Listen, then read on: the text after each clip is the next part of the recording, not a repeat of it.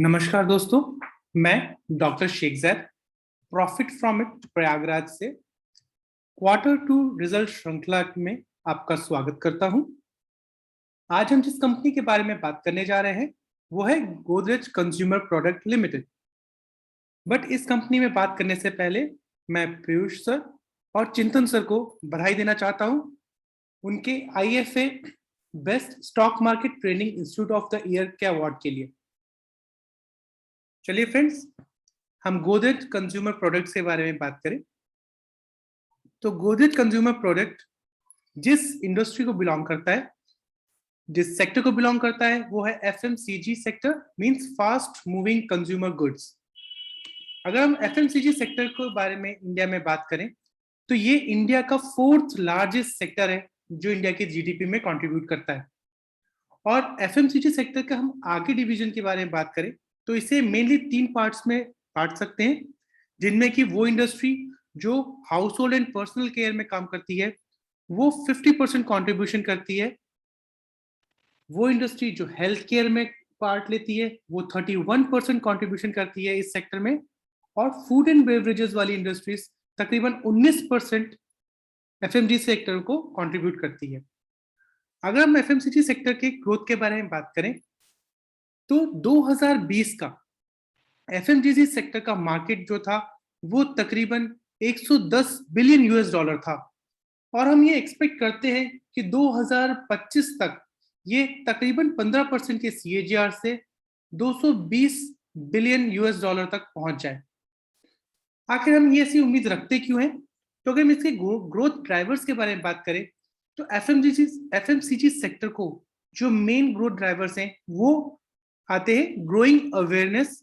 Means friends, हमारी awareness बढ़ रही है, तो जैसे से हमारी अवेयरनेस बढ़ेगी तो हम अपने, भले ही वो अपना स्किन केयर हो, भले ही हेल्थ केयर हो, भले ही फूड के बारे में अलग अलग तरह के, हम हर उस चीज में जैसे से अवेयरनेस बढ़ेगी हम उसका यूज करना बढ़ाएंगे। इसी तरह से जो दूसरा ग्रोथ ड्राइवर है वो है इजियर एक्सेस।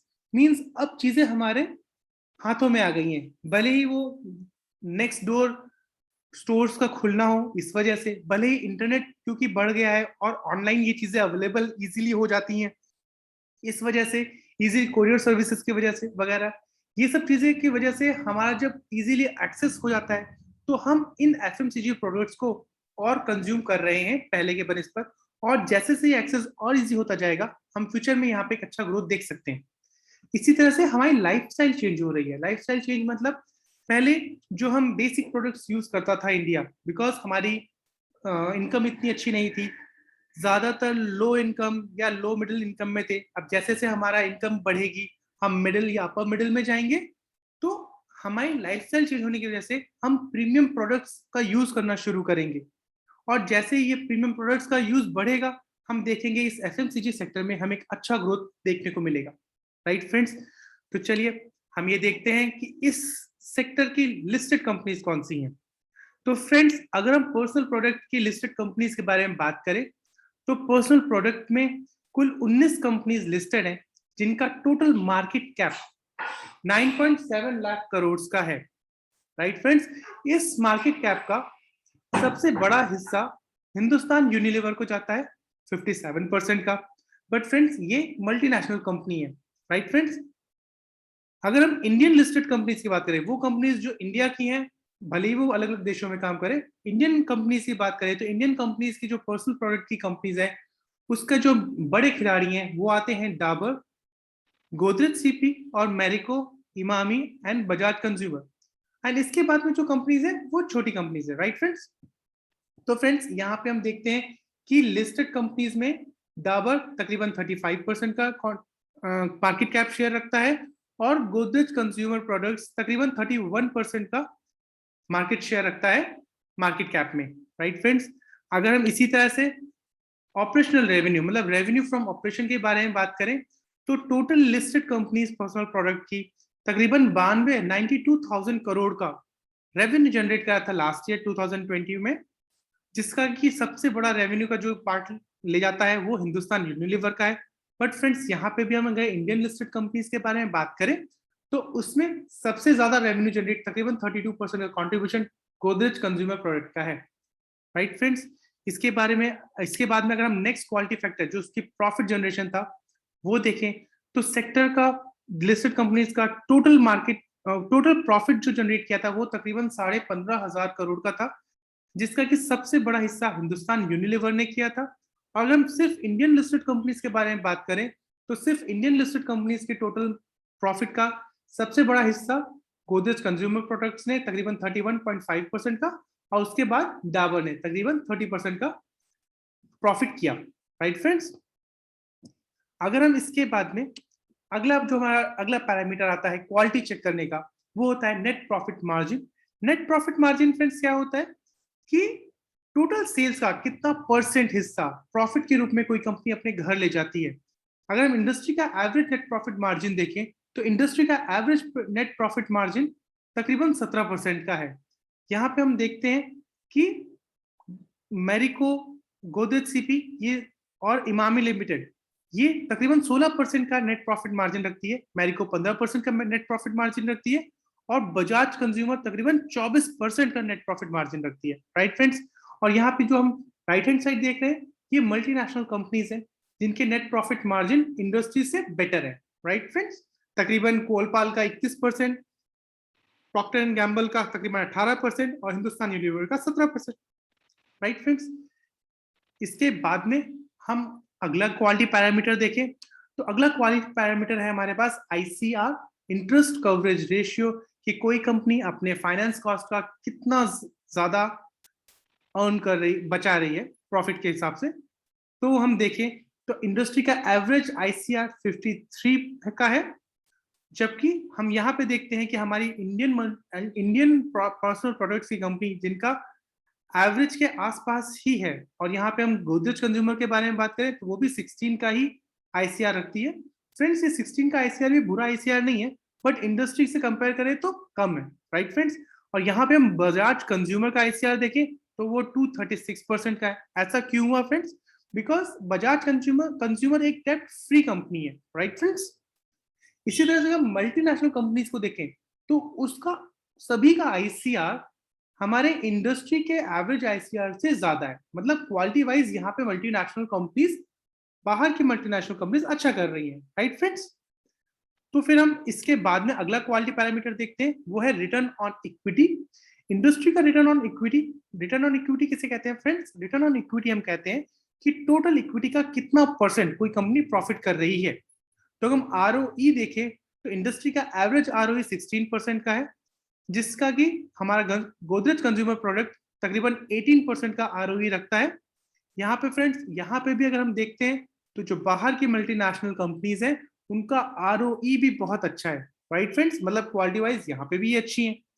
इसी तरह हम ROP means return on paid up equity, means जब कंपनी स्टार्ट हुई तो उस समय जो प्रोमोटर्स ने रुपए लगाए उससे कितना गुना ज्यादा प्रॉफिट ये कंपनी आज कर रही है, वो अगर हम देखें तो इंडस्ट्री का आरओपी 15 का है।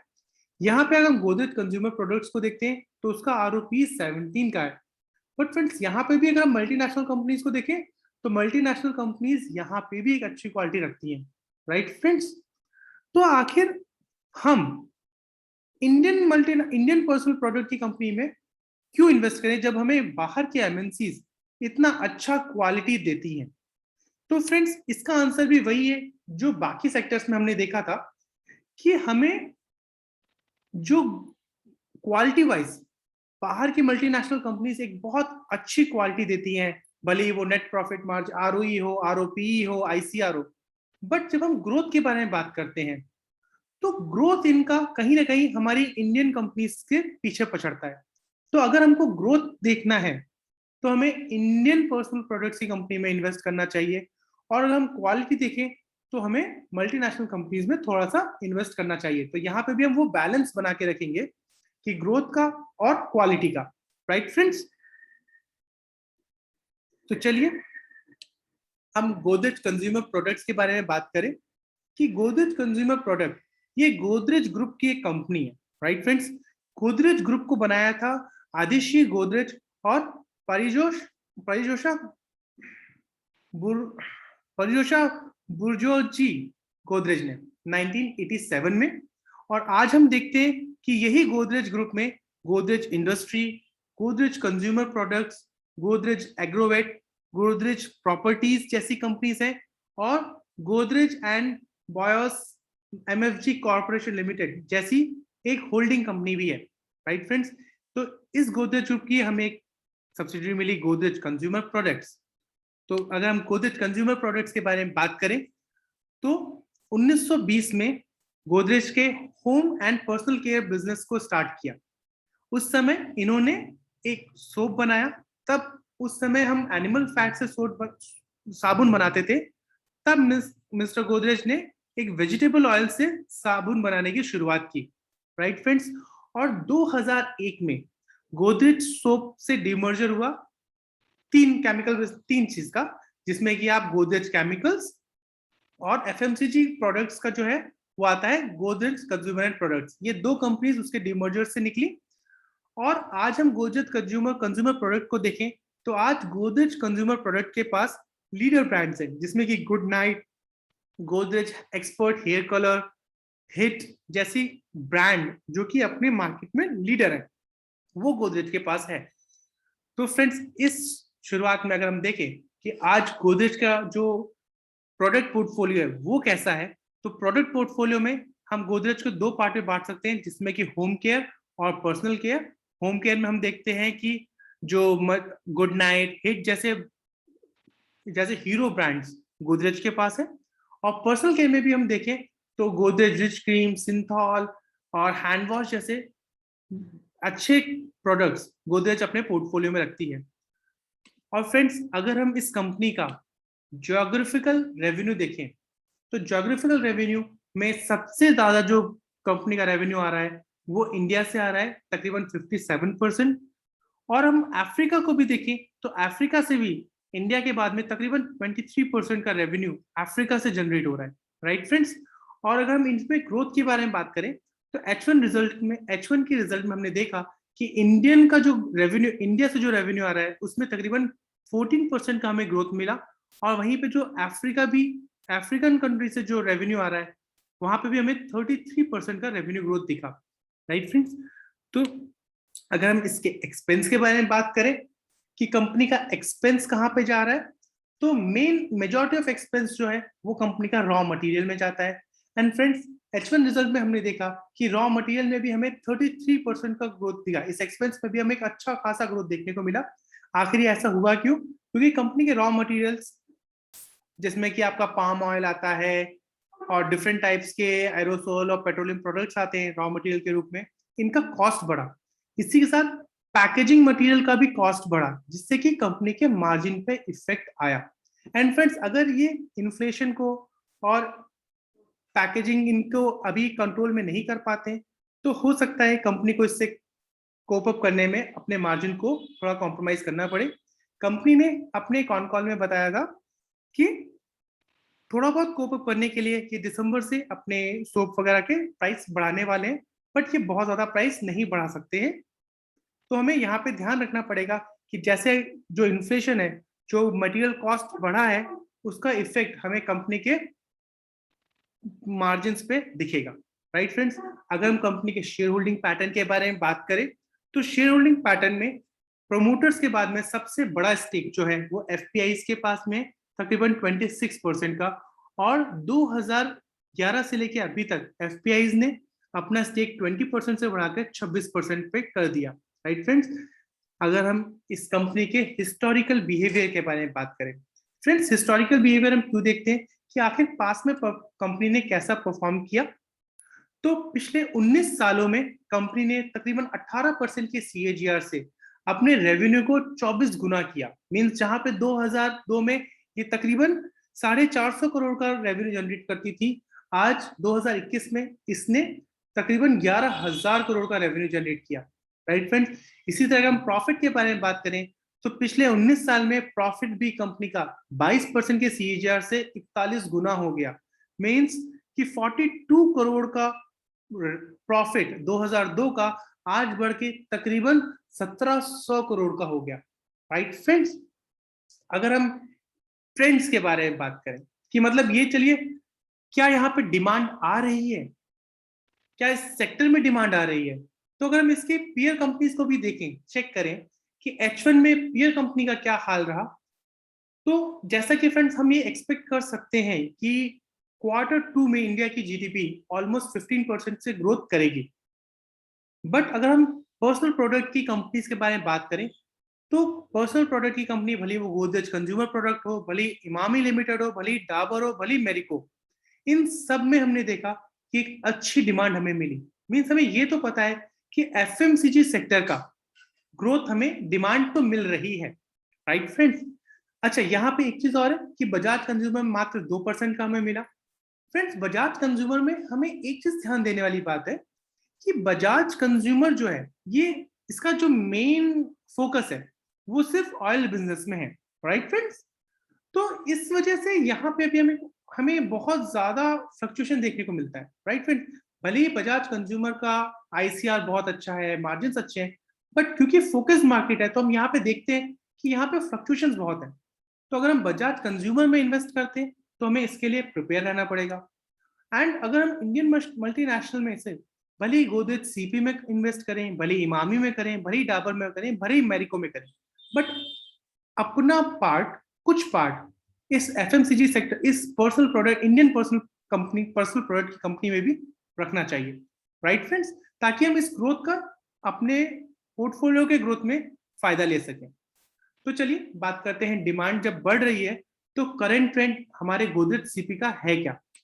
करंट ट्रेंड अगर हम देखें गोदरेज सीपी का, तो जहां 9 मंथ में इसका रेवेन्यू ग्रोथ और सेल्स ग्रोथ दोनों सेल्स ग्रोथ और प्रॉफिट ग्रोथ 7% का था और मार्जिन 16% था।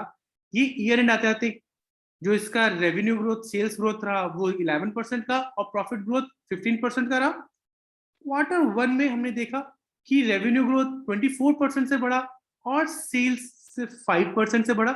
यहाँ पे हमने सेल्स बढ़ने के बावजूद, डिमांड होने के बावजूद प्रॉफिट में उतना ग्रोथ नहीं देखा और यहाँ पे हमने देखा कि इसकी मार्जिन कम हुई।